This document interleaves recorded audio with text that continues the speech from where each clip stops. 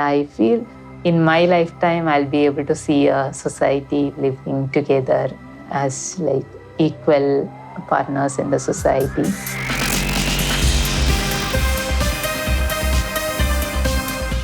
Hey, it's Mike Hill and you're watching Futurists.world, your home for big ideas about the future and how to adapt to our rapidly changing world.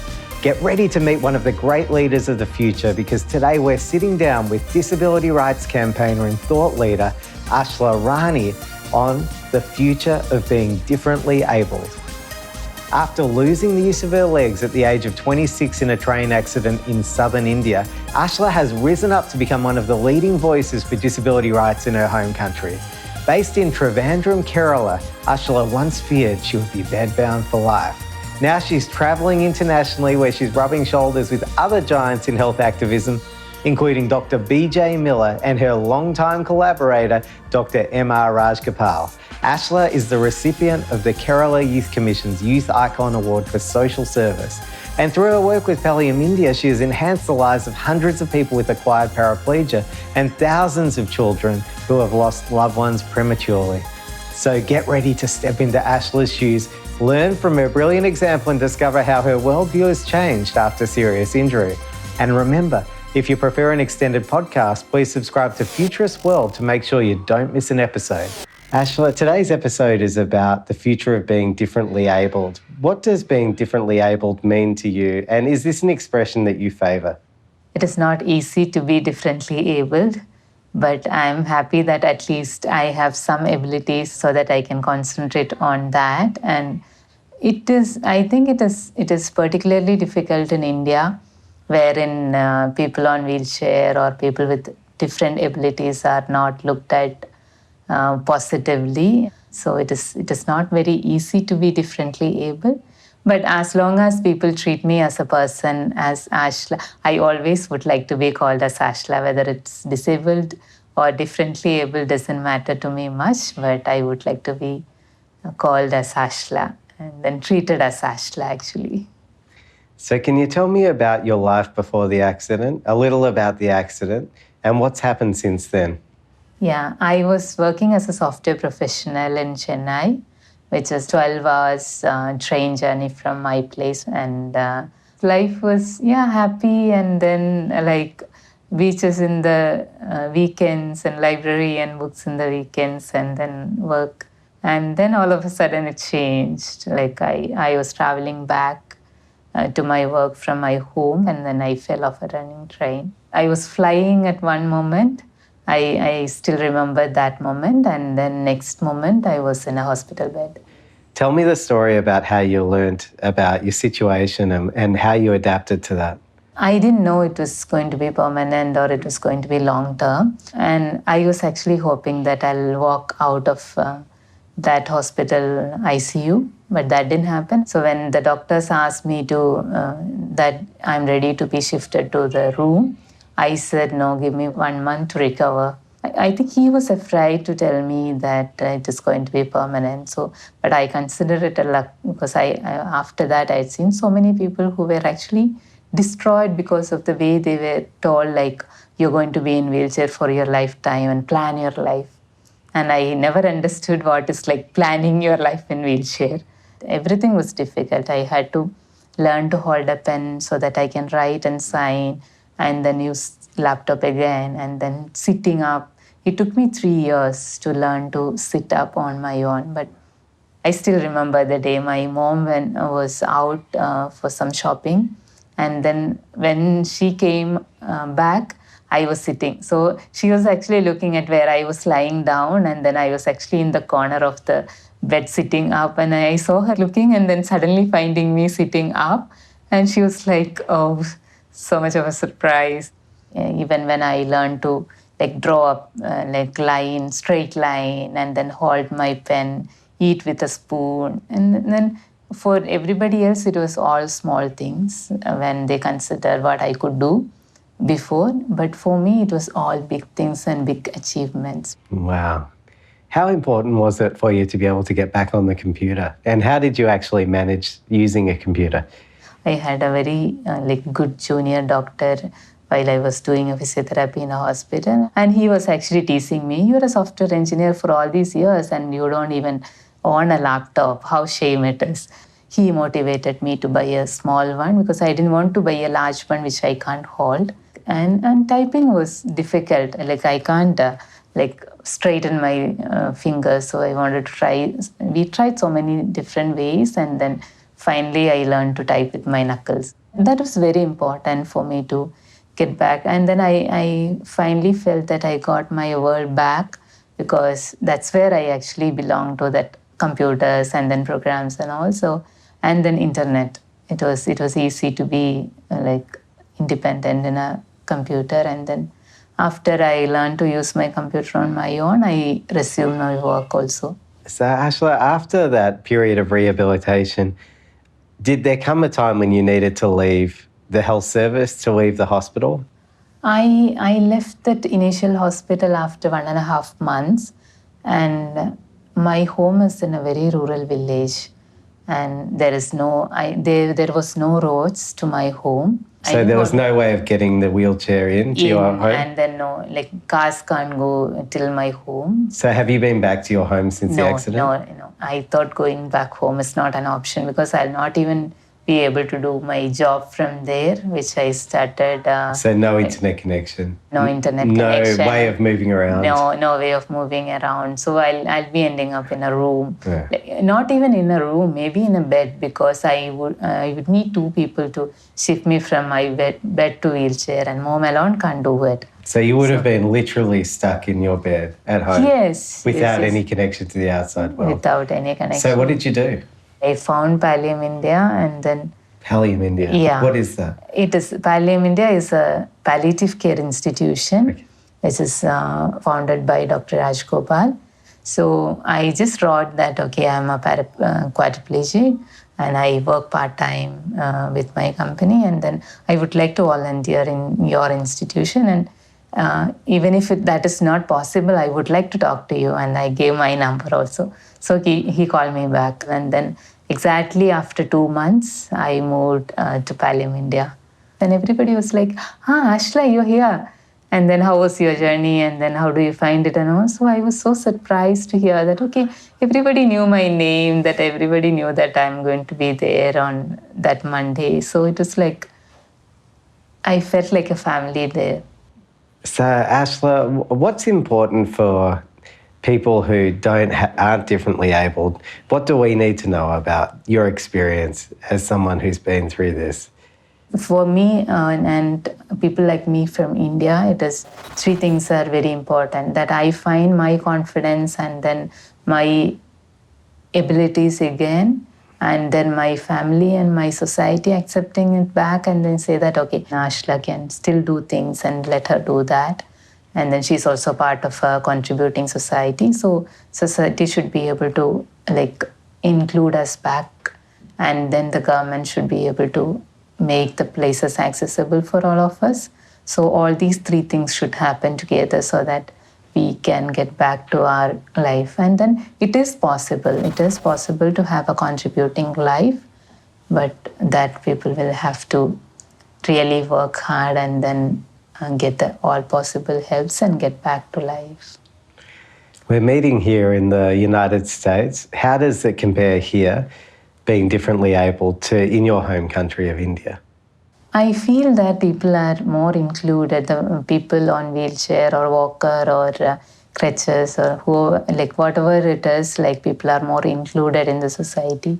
And back in India, you will be stared at most of the times, and then they have options and opportunities for recreations and all, which is not there at all in India. If we go out, they are asked, why don't you stay at home? And that's so different here. People are out, and then they're not asked that question. I never think they're asked that question, why do you want to go out? Yeah. We touched on technology before, but how much of a role do you think technology will play in the future of being differently abled? With Facebook and WhatsApp and all, it's easy to connect with people who are already using the wheelchair, and then it's the peer support is a lot more easier these days. And then it is easier for us to actually discuss about the health issues and then real issues of the day, and then get some advice from people who have already gone through the similar situations, and then we all discuss. So that's like knowledge is shared. So that way we are actually able to empower each other. So in that way, technology is helping us a lot. Can you tell me more about the work that you're doing at the moment, particularly around this area of differently abled rights? Yeah, I always work in palliative care because that's what Pallium India does. And then we include people with disabilities in our care because we don't have any like rehabilitation, proper rehabilitation centers. And I have even last week I heard about a patient, like a person who was discharged from a hospital with a catheter and urine bag and all, but he was never told that he needs to change it every month. And they were not aware of any skincare process or how we can manage the situation they were. So it's like the knowledge base is so less for people, and so we need, as I told, the support group, and then we take care of them in Pallium India so that we can go every month and change their catheter, and then think about some occasional rehab what we can do, and then get them to our paraplegic rehabilitation home. So that is how I get opportunity to meet many people who are on wheelchair, and then most of them share like similar difficulties. So it's like we need to train them on how they can be independent in a wheelchair, and then it's all about showing them that it is possible, and then getting that confidence back in them. So you talked earlier about one of the things you love to do was walk on the beach, and you've also told us about just wanting to break down the barriers so that people who are differently able see the potential of what they're able to do. Have you been able to get back to the beach since your accident? Yes, once. It is always difficult, and I'm trying to work on a campaign like make places accessible for people, holiday places.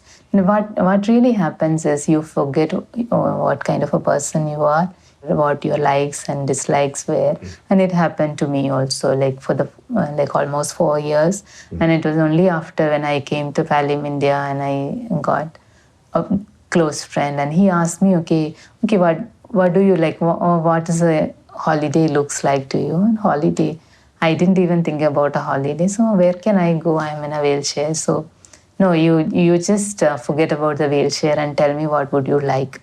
And that's when I actually thought back. Okay, yeah, I love beaches, and then I used to spend some time, and then I used to love walking. That made me think back and find myself out like as a person who I was, and then who I wanted to be. So, and getting back to beaches or to holiday places are very difficult in India, and especially in Kerala. So we had a patients get together during the palliative care day, World Palliative Care Day. That was the first time I got to beach. So it was wonderful. There are a lot of people on wheelchair, and there are a lot of volunteers who actually carried all of us in our wheelchair to the beach.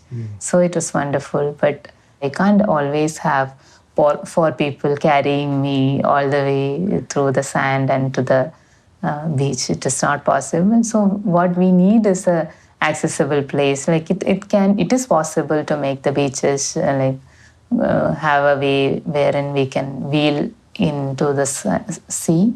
So an accessibility ramp all the way to the ocean. Oh, yes, like it is possible, but it takes a lot of efforts, and then we should actually admit or accept first that people are on wheelchair or people with disabilities deserve a holiday. So I think that is what is more important. The moment we accept and we agree on each other that, okay, we also need a holiday, it is going to be possible. These two ways, that is like getting the society accepting us as contributing and then deserving members of the society, and then getting the government and public to make this happen is important. And I'm hoping my campaign will be successful. So tell me about, how do you get policymakers, politicians, etc., to pay attention? It is not very easy, but I think it is easier when we go in wheelchair, so that they see, like when you go and tell them that okay, there are people on wheelchair out there and they want to go out. That's difficult. They don't understand it. But when we go in wheelchair, it's just like okay, they see us in person and they understand a little more. But we don't get always a positive response from everywhere. And most of the time we get okay, yeah, it is all possible, let's do it, and then forget it. But I think things are changing, and then now we have at least some people who are accepting or agreeing that it is possible and it is a requirement. So it is changing sometimes in our country. So is part of the future of being differently abled that the voices of people who are in this situation are heard, that they're out there, that they feel they are able to ask for those things that they need? Yes, and at least that's the change we could see now. Before it is like we never understood that we have a right to be outside, and then we can also be outside and independent. But now people are on wheelchair, or people with different kinds of disabilities are like understanding themselves and understanding their need to be outside and their need to be doing whatever is possible. Otherwise, it's like, okay, you can't ignore people who are asking for the right thing, and then what is actually essential in a society, in a civilized society. So after your accident, you spent several years in a hospital type setting, and then after that you moved into Pallium, India. And now here we find you in San Francisco. Can you tell me the story about how has this become possible, this expansion of your capability to move, travel, share your story and advocate? Yeah, I never imagined, like I never dreamt about moving out of a country, and I never thought I'll get onto a flight, and then it's like I'm still trying to, okay, yeah, this is all possible and I could do it, and I'm happy about it. I'm glad that I took the trouble, and then I'm glad that all people supported me. It's all about like what is wrong in dreaming. There is nothing wrong, and then I understand that, and then like, yeah, let's dream, and then if it is possible, let that happen, and if that is not possible, like still, like we lose something after trying, it's okay. That is there always in my mind. It's okay to try and fail, but it's not okay not trying. All I did was like I wanted to do something, so that was it. Like everything else came at the right time through the right people. So I feel it was all meant to be, and I'm so happy. You've come to San Francisco, which is a famously hilly city and probably quite difficult for people who are differently abled, yet it is also at the leading edge of the disability rights movement. Are you learning something while you're here? Yes, I am. And like what I'm actually enjoying that people are treated like normal and equal here. So that's actually wonderful. And then you get everywhere, it's like you have a ramp, and then you have an accessible footpath, and it was wonderful going for a walk. I understand that you also share the stage with Dr. BJ Miller, and you know he's famously an amputee and also a leading voice in this area. Can you tell me about that experience? You know, I was actually boasting to everybody when they asked me, where are you going? And I said, I'm going to meet Dr. BJ Miller. So, oh, you're going to meet that person. So it was like, oh God. And then meeting him in person, he said like, we both are working on the same cause and we should be working together. So I'm looking forward to that. Great outcome, you know. So this leader in the United States is joining with you, a leader in India, to advance the whole program here. Yeah. Oh, well, what do you think the future of this area is for differently abled people? We have a long way to go, but I feel in my lifetime I'll be able to see a society living together as like equal partners in the society. We could be living a contributing life. So I see that people are changing. There are a lot of people who think about, okay, we need to actually help. So that is okay. That's the first step when we need a lot of help, and I accept that. Without people's help, we cannot move forward. And then I think there will be a day wherein it is not seen as a help.